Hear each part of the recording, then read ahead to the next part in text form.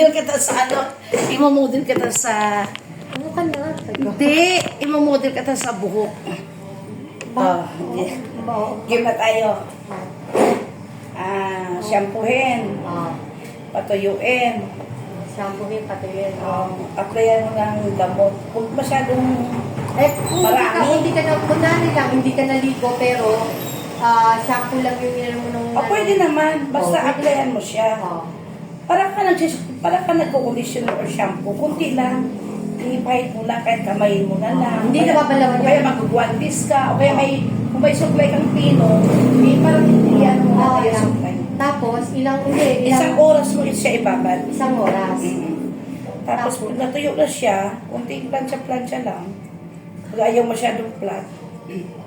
Tapos, 2 days mong hindi anlawan. Pagka-plancha. 2 araw ka hindi maliligo.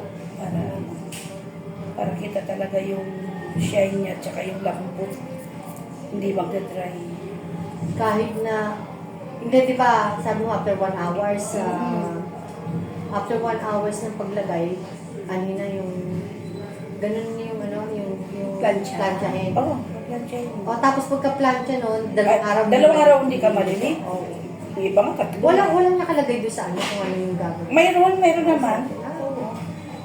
May description naman doon. Pero ang ibibili ko sa'yo, yung may botox na nakalagay. Oo. Maganda yung may botox. Magkano ganun meron? Kasi yung hibla ng buhok mo, yung mga, alam mo yung buhok na patay-patay sa dulo, tatanggalin ng botox. Magkano Depende. May may 650, may 450. Yung malaki. May 1.5, may 1.2. Yung malaki. Depende.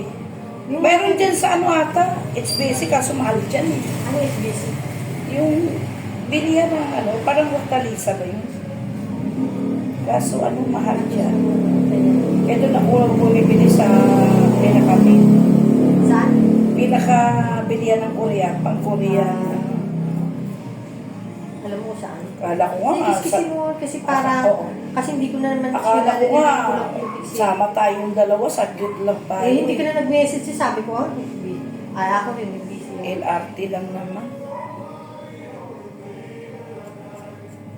Yan na yun sa may Gildang Quiapo. Ay, Gildang Quiapo. Gildang Simbahan ng Quiapo. Tanggalin mo na. Baka Saan ginagawa ko?